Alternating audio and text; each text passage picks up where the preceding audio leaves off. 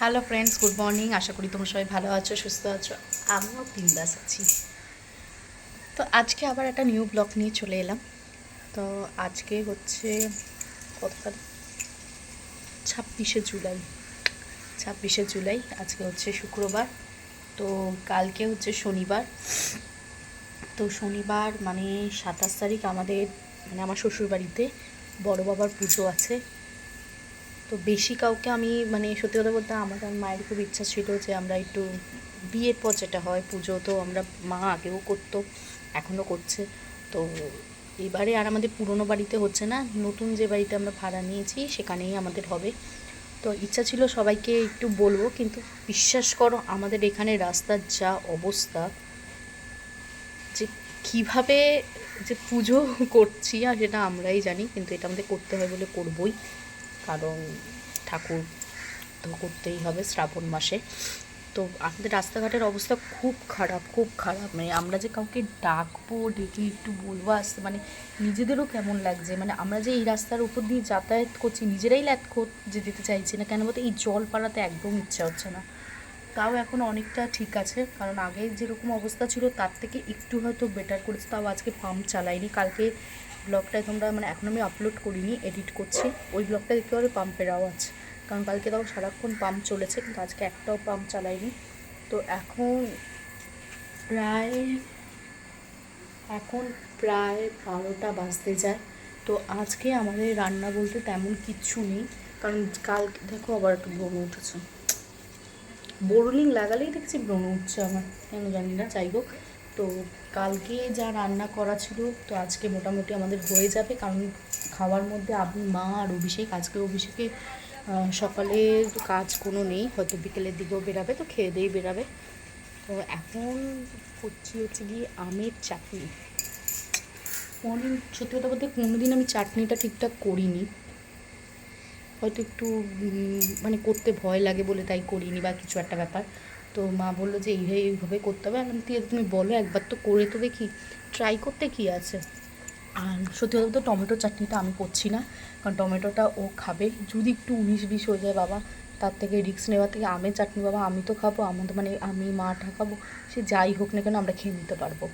তো ওর জন্য আমের চাটনিটার দায়িত্বই আমি নিয়েছি, কড়াইতে বসিয়েও দিয়েছি, কড়াইতে আমের চাটনি হচ্ছে, আর টমেটোটা মা এলে করবে। তারপর আমার ইচ্ছা আছে মা এলে, এখনও মা বাজারে গেছে কেনাকাটি করতে পুজোর। তো এখন আমি বাড়িতে আছি, এইগুলো মোটামুটি যেটুকুন কাজ করার করে নিচ্ছি, তারপর আমি হয়তো বেরাবো, কারণ আমাকে আজকে ব্যাংকে যেতে হবে, কারণ ব্যাংকে না গেলে অসুবিধা হয়ে যাবে, যেতেই হবে আজকে ব্যাংকে। তো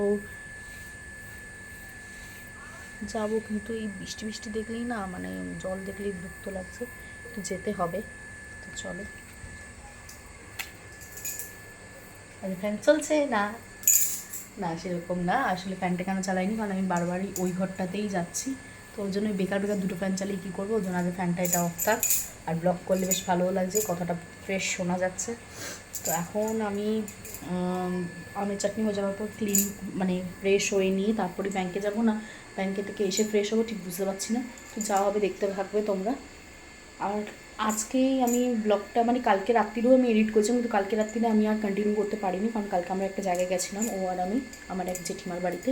তার জন্য ওখানে গিয়ে আর ব্লগ করা হয়নি, কারণ সবার সাথে অনেকদিন পর দেখা, তো একটু কথা বলতে বলতে ব্লগ করাটা গেছে।